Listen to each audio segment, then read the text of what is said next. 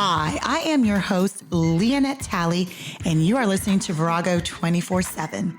Virago is Latin for female warrior, and 24/7 is for all day, every day. Virago 24/7 is a weekly podcast that brings diverse women together to talk about life and our experiences in this world.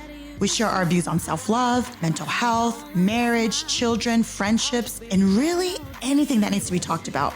Here, you will find everyday growth, everyday healing with everyday warriors. Just give me my space to move. 'Cause it's my thoughts, what I want, and I want what I want. Hey everyone. Happy April. Hope you guys are all doing well. I am. I'm doing great. Just here to share a few things that have been going on in my world, a few things going on in my head. Scary in there in that head. But no, hi everyone. I'm here today by myself. I know the past two shows were with my lovely husband, Philip, and hope you enjoyed our candid conversation about marriage. So today, I'm just honestly going to talk from my heart, and I don't have any articles today. I do have, I'll take it back. I don't have articles that I looked up, but I do have something I'm going to read that Kaylin wrote years ago, but we'll get to that. But I'm just here to let you all know what's been going on. So if you've been listening, you know that I've been at the office and I've become interim manager, and that I wanted the position to be permanent manager. And, behind the scenes, we were having lots of conversations about that. And, the reason being of me wanting to stay there at the office is to protect Philip, to have his back. He trusts me. I know what he wants. And we communicate very well together and work very well together. So that was my reasoning behind it. Do I want to emerge myself back into the office? No, realistically, no. But I got to look out for my husband. So, and then on the flip side, he's like trying to look out for me. I don't want you to get sucked back in. I want you to focus on your endeavors and growing your podcast and being at home for the kids. And so we've had those conversations behind the scenes. And then we did have some interviews with different potentials for an office manager. And we did find one that we really, really liked. And I was in the interviews. He wanted me to be in them to give him feedback. And so I did meet all of them. The one that we chose, we really, really like. And instead of throwing her into the practice, she has been training. Yes, someone can be in the dental fields for many, many, many years, but the way things are run in our practice are different than a different practice. So instead of throwing someone in there, we are doing baby steps. And so she's offsite doing training, learning the ropes for what Innovative Smile needs. And I'm there in the meantime, making sure things are afloat and pretty much preparing the path for her to come in. So, with a lot of conversations, that's what we came to, and I had to respect it. It kind of, if I'm going to be honest, it was like, I really just feel like I need to be there. However, I had to really check myself. And it's like, is it a control thing? Am I holding on too tightly because of, past managers that didn't work out? So either way, I respected the decision because it was, Philip's decision, but it was also, we have a regional manager that's over me. And so, she felt that someone else coming in would be best. So not because I'm not doing a good job. It's just more of a, I guess they call it conflict of interest on that side. But for Philip, it's more of he doesn't want me to get sucked back in because when I'm in, I'm all in. So So that's the update on Innovative Smiles. I will slowly phase out. Come summertime, I may work part-time if they need me. So that's where we are. And some other things have been happening personally that I'm like, do I talk about it? Do I not? Am I going to rub people the wrong way, especially family members? But the reason I started the podcast is it's an outlet for people to be honest with what's going on in their lives, with their feelings, with people around them. And what I'll share is based on my experience, my involvement. Anything that I don't elaborate on, it's because it's not my story to tell.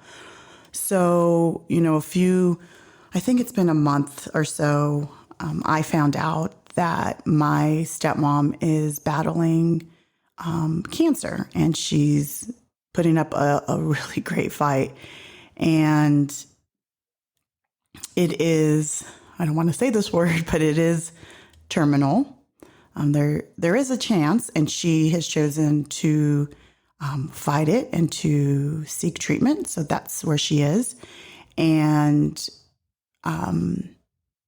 when I found it out, so the backstory on Karen, a lot of you know, but if you haven't listened to every single episode, I'll just give you a quick summary. So Karen and my dad got married when I was in elementary school. I don't even remember the age, but she's been in my life pretty much since I could remember.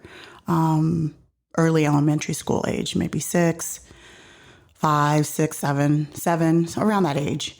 And she had 2 children already previously, and then my dad had 2 children with my mom. And then when they married, they had a son.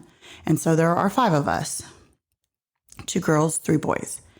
And I am the oldest technically of, my dad and mom's children. But I'm second oldest in the lineup of the 5 of us. So I haven't always seen eye to eye with Karen.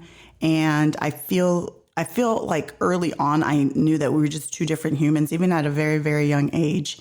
And as adults, when I became an adult and got married, I thought, okay, maybe that was a childhood thing, but it's just a personality thing, the way we see the world. And I don't need to get into the details of why I decided to kind of step away and all the things that we got into. It's irrelevant at this point. But after my dad passed away, I chose to kind of step away from that for me personally, for my peace of mind. Everyone has a different relationship with her or with each other. But for me personally, I needed to step away and create distance for myself. And so I did. And, we've had contact. It's not like it was, I never see her or I've never talked to her. It's just very limited. And so that's how it's been for the past, I would say maybe 9 years. 8, 9 years. My dad has been gone for 10 years. So, maybe 9. And, see her at special events or, a text here and there. And so when I heard this news, it's like, what? Obviously, I'm just like, wow, and saddened for my siblings who, that's their mother, and just saddened at the situation. And then wanting to be there, but not knowing my place of, do I go see her? What do I do? And I'll be honest, it was, I don't know why it was a struggle, but it was a struggle for like a week straight. I was crying every single day, trying to figure out how to be there for her, but not come across as like this fake person, because this whole time I haven't really spoken to her. And then now she gets sick, and then here I come in swooping in thinking that, we're tight. I don't know. The thing that I struggle with I battle myself a lot. If I'm ever like upset about something, it's because I am struggling internally with myself, not anyone else. I was trying to describe it to Philip. It's like the one side of me is my human side, and the other side is like the spiritual side that wants to do right by people, but my human side is like F everybody. And so just always a battle within myself. And that's where I get very just sad, or when I'm hurting, it's because I don't know what the right thing to do is. And so, my sister has been amazing, taking care of her mother. She had been there. She had surgery, so she had been there for her mom. And then my brothers were all going. And then I'm like, well, do I go? What do I do? And I'm like, you know what? Instead of like guessing, I had sent Karen a text, just letting her know that I'm praying for her, thinking of her. So let me call the source. Let me call her and see what she needs from me or wants from me, if anything. So I called her, and, we talked, and man, she's just so positive about everything, and just has this like positive outlook on, she understands the prognosis, but she just is like, I'm going to do all I can to be here as long as I can. And just seeing that side, it was like refreshing, to be honest. It was like, wow. It's just a different side of Karen. And it's not even the words, it's the feeling that I felt with her talking through the phone. So she basically said, it's nice. I would love for you to come, but everyone's here this weekend, and then everyone's just going to leave. And then I just going to feel like lonely. So it'd be nice to have visitors spread out. I said, perfect. So you let me know when you would like me to come. And so that's how we entered the conversation. And so we were in a group text with my siblings. And this is where I'm not going to share every little detail because it's not my story to tell. But, my sister's keeping us updated and on what's going on and all the visits and treatment and stuff, and sending pictures and just keeping everybody in the loop, the 5 of us. And which has been really nice to just have all of us communicating, just us, nobody else. And, my sister was having some struggles up there with family members, and I'm not going to get into it. It's not my story to tell, but a lot of frustration. And I said, next time you go up there, let me know and we can be together. And, and I haven't really talked to my sister either. There's been kind of, nothing major has happened, but I'm sure she's felt it and I felt it, that, we just haven't been communicating the way we had in the past. The past few months, we just haven't really touched base a whole lot. So we were able to chat and text and talk and really connect. And how do I feel and how does she feel about everything? And that was really, really nice. And so she was supposed to go up there, and it was like mid-March. And I said, great, I'll go too. So like I said, it was a struggle. The struggle part wasn't, I'm going to go see Karen to be there with her, because her and I had the talk, and she was fine and I'm fine and everything was great. I felt good, like, okay, good. I get to go see her in person and let her know that I care and that I'm praying for her. But a backstory is she's the youngest of 6, and she has 4 sisters, and she had a brother, an older brother, and he passed away a few years ago. But with the sisters, I used to get along with them. And then throughout the years, I started my family. I butted heads with 2 of them, maybe, and they don't like my style of communication. I don't know. I honestly don't know. So I've distanced myself from them too, as they've distanced themselves from me. And it's just this, I guess, a mutual agreement. And not to get all into it and throwing people under buses. It's just, we just are different people. And I'm sure they've heard a lot of things about me that might be true, may not be true, either or. I don't know. I don't know the extent. It's just, we keep our distance. And so not just going up there to see Karen, but also what I called going into like a lion's den and not knowing what I'm going to get, because I haven't been in communication with anybody from that side of the family.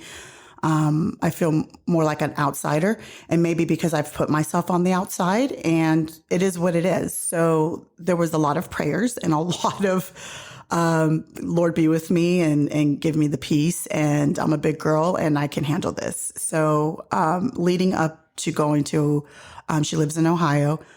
My sister got sick, and so she wasn't able to come up there, but her husband and her kids were already going up there because it was their spring break. But my sister wasn't going to be there because obviously, for, obvious reasons, you don't want sick people around, someone who's going through treatment. And I went up there. I decided to stay in a hotel so that I had my space away, and it was great. The one sister that probably has the most animosity towards me didn't show up, but I got to see the other three sisters, and it was lovely. It was a lovely visit. I got to sit with my sister's husband and her kids and Karen, and just had our good friend Tammy, and just had some really nice conversations, just laughing and just talking for hours. And I was there for a weekend, so it was a quick in and out. And, unfortunately, my sister was coming the day that I was leaving, but, we were able just to really talk about how she's feeling about the whole thing and decisions that she would want to make without ruffling anybody's feathers. And it's just a lot of big things. And my advice was, this is Karen's life. She needs to do what's best for her and not worry about ruffling anybody's feathers, because she's the one having to fight this disease and fight and go through treatment. And she's the one that gets to decide what she wants from her life.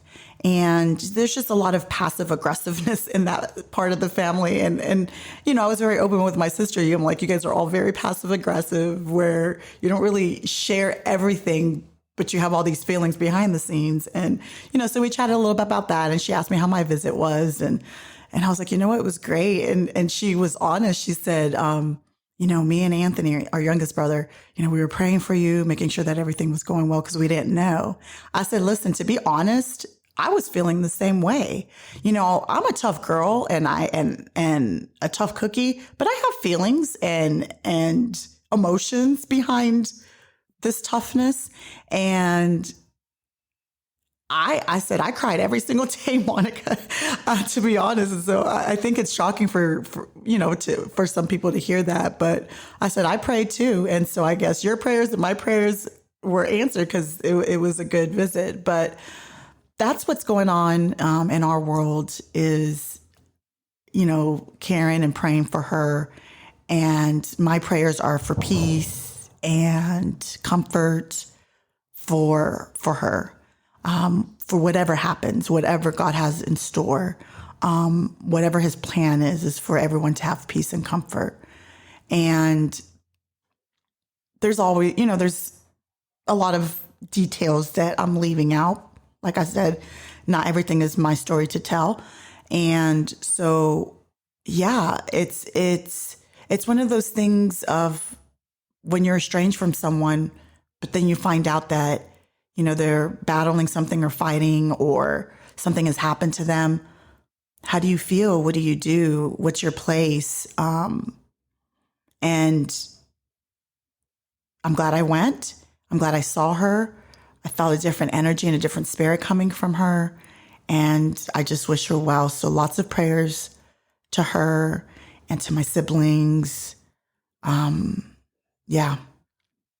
Prior to that, all of this happening, I look in the mirror. It's weird. I look in the mirror and I see my dad and my grandmother, his mom. I look in the mirror and I'm like, man, as I'm aging, as I'm getting older, I feel like I look very much like them. Facial expressions, like when I first wake up in the morning, I kind of have similar expressions as them. And just like, wow, how cool just to look in the mirror and see my ancestors, my family. And there's this Snapchat. If you all know, you guys know Snapchat and like the little images and your face changes. And there was one with a guy. So my face turned, I looked like a man, and I'm like, oh my gosh, I look just like my dad. And I look like my brothers who have similar features as him. So crazy. And, so this thing with Karen happens, and it's just like, wow, is this like an end of a chapter, an end of an era? And it just makes you think, man, like one of my brothers said, it's like our kids are not going to be able to experience them. And, Kaylin, since she's the oldest, spent a lot of time with both of them, with my dad and with Karen. So she was able to learn a lot. And it's such a coincidence. I don't know if it's coincidence. I don't know if I believe in coincidences, but I was going through my emails, and I don't like clutter. I don't like clutter in my home, and I don't like clutter in my emails. So I was cleaning emails out, and I went to the bottom, and I've kept this since 2019. So Kaylin wrote something, this beautiful, it's called the Taino Project, is what she called it. So this was back in 2019. So she had just graduated high school. She just started at SCAD, where she just graduated, yay, in November. And she's walking and doing the ceremony in June. But she already has her diploma, and we're very happy for her. But she wrote this, and I saw it, and I was laying in bed when I was cleaning out my emails, and I read it again because it's just been sitting. I haven't deleted it. It's just been sitting there. And I read through it, and I was like, oh my gosh, like everything is just coming together. Me feeling like this connection, because it ebbs and flows with this connection and this reminder of my dad. Obviously, he'll always be a part of me. But it's not something that I'm always feeling his presence. But lately I have. So then I'm reading through this. And I remember at the time I wanted to share it, but then, life happened. And then I started the podcast, and I was like, oh, don't forget to that. And then I forgot to share this. And so I asked Kaylin, are you okay with me reading this on the podcast? Because it really just sums up a lot of how I've been feeling. She just has a beautiful way with words. So let me stop crying and I will read it to you. The town that my mother's side of the family is from is a small village in the Dominican Republic called Cotuí. Cotuí is a rural town that is so small, it is believed that I am somehow related to everyone who lives there. It's a joke in my family that my uncle's wife, who was born and raised in the town, might accidentally be a distant cousin because of how closely all the families in the village are intertwined. My family and my uncle's wife's family are kind of related through marriage of our cousin 20 times removed, and her brother's father's uncle's daughter's neighbor got married or something like that. But they aren't blood related, so it's fine. In Cotuí, my great-great-grandfather, Abuelo Pepe, works on his farm despite concerns from relatives that at the age of 100, and whatever, he is too old to work as hard as he does. I say 100 and whatever because we are unsure of his real age. When he was born, the system for registering births through the government and getting a birth certificate meant going to the capital. And with small children in the early 1900s, the journey from a small rural community to the city couldn't be made with an infant. Instead, parents usually waited until the child was about 5 or 6 to get them officially registered. So although legally he will be turning 106 this month, he's a couple years older. He is very healthy with the exception of cataracts, if you were wondering. Side note, this is my side note. He did pass away in 2021, I believe. Yeah, that's when he passed away in his sleep, which is, I'm sure, a lovely way to go in your hundreds. Back to the story. When Americans talk about the DR, they often describe its clear blue waters that they swam in on their vacation resort. When I visited Cotuí at the age of 5, all I saw was farm and bugs. Nowhere close to any beaches. I would get continuously eaten by mosquitoes so much that I perfected the relief technique of making an X with my nail instead of scratching it. That and the inescapable heat were my takeaways from the whole experience. Although it wasn't all bad, I can never get over how good their bread and butter tasted. For my 5-year-old self, it was the best food I have ever had, which is definitely isn't true knowing how delicious Dominicans cook rice and beans. But the one bit of Spanish I always remember learning there is pan con mantequilla. By far the best memory I took back was getting my own cow. My grandfather, whom I call Papa, said to me, "You see that cow? That's your cow." And that was that. A couple years later, Papa comes back from a trip to the DR, and I asked him how my cow was doing, to which he replied, "Oh yeah, I think they ate him for your abuelo Pepe's birthday." Although it was a bit traumatizing, that cow makes me feel a bit connected to my family and culture. I was never taught Spanish by my mother, and I can't dance bachata very well.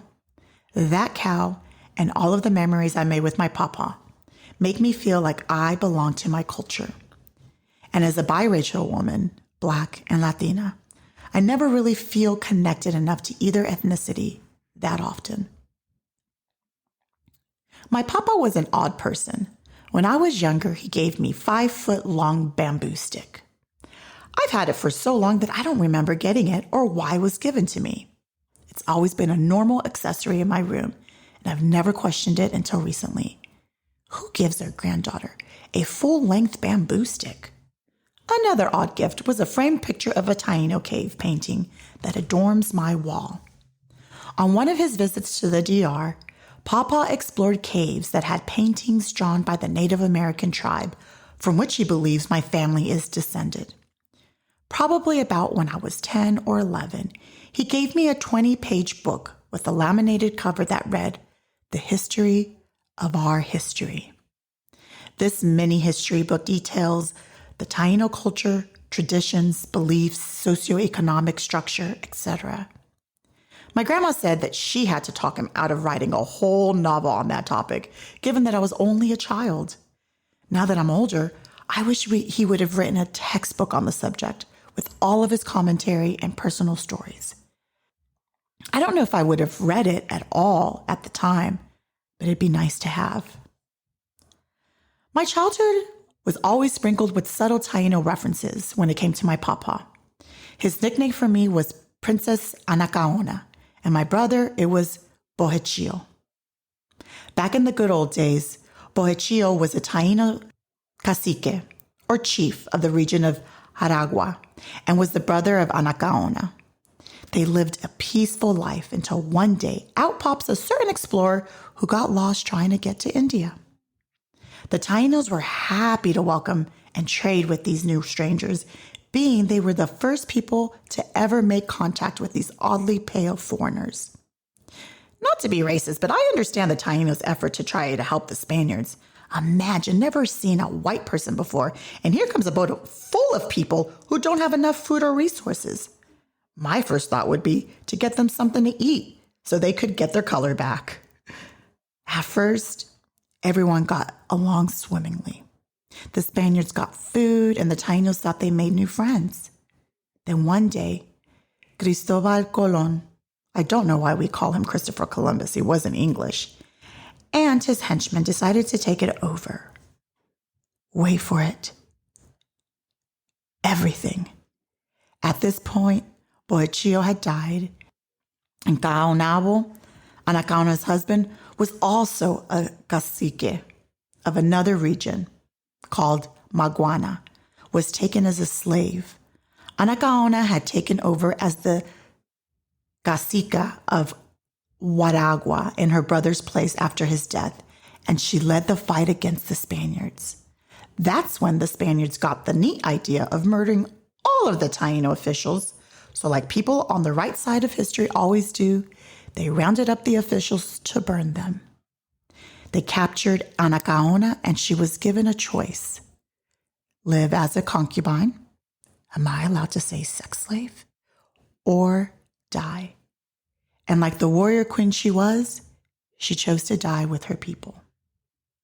The whole thing sounds like something out of a fantasy novel. Even the names of the Taino territory regions sound magical. This is the great tragedy I grew up learning about. I felt the pain of Anakaona as if I was her reincarnated soul. I cried for the fate of her brother as if he was my own. Everything about the Tainos feels so personal. I forget that everyone doesn't see them that way. Most times, people don't even recognize the name of the tribe. In my junior year of high school, we learned U.S. history. Of course, you can't learn about the U.S. without starting from the time of exploration. When we learned about Colón landing in Hispaniola, the genocide of a whole civilization was only a page in a textbook to everyone else. I couldn't get over that for some reason. I couldn't get over how people just glance over one of the most horrific tragedies in human history.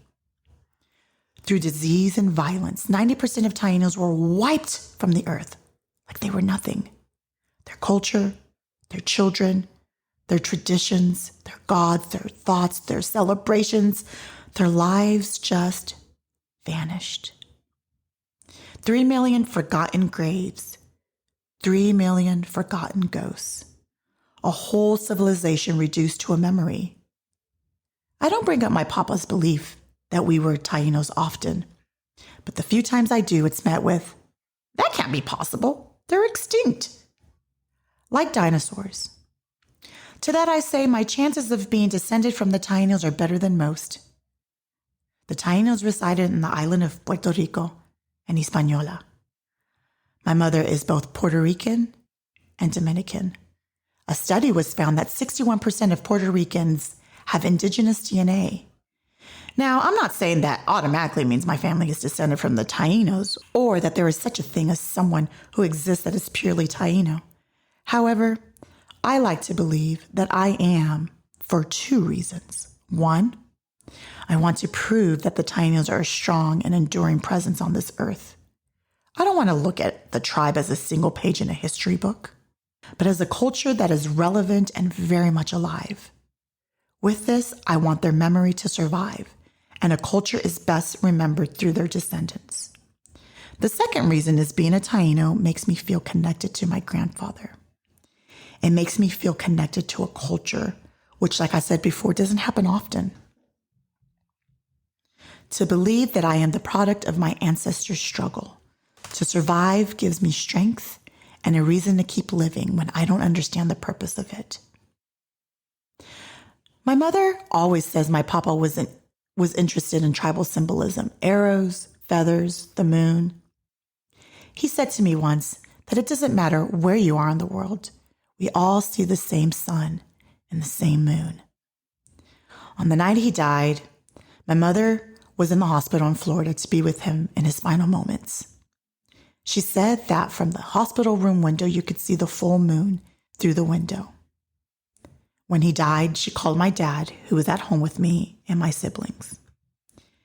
It was after I should have been in bed, but I went out into the dark hallway that was only lit by the small laundry room off to the side. He told me my papa was gone. I nodded because I was expecting it, but it still hurt to hear. Neither of us said anything, or if we did, I don't recall what was said. I just remember hugging in the dark with my eyes starting to fill with tears. I went back into my room and laid on my bed that was underneath 2 window panes. As I lay crying, the curtain blinds were faded down and let in the light of the full moon. I passed my hand under the moonlight, trying to let it pool in my hand like water. Through the blinds, I could see the face of the moon, like the face of God looking down at me and reminding me that I am safe. That night, I slept under the same moon my grandfather saw for the last time. I saw the same moon the Tainos saw when they lived in the days of peace and worked to build a civilization of more than 3 million people. I saw the same moon they saw when they fought for their survival. Everyone from the beginning of history has seen the same moon and the same stars. That is why 3 weeks before my 18th birthday, I got a tattoo on my arm of the moon phases. I always want to remember the lessons given to me by my ancestors, the lessons that teach me to be strong in the face of terror, the lessons that teach me to remember that we are all human beings and not merely that groups we label ourselves as. Most of all, it reminds me of the lessons of always remembering to honor my ancestors and their journey so that I and my children will continue on their story. I'll see you all next week. Bye. Thank you so much for listening to Virago 24/7. If you haven't done so already, go ahead and hit that subscribe button and please give us 5-star ratings. Also, don't forget to follow us on Instagram at Virago24_7 and on Facebook at Virago24/7. And just connect with us and share your story. We'd love to hear from you.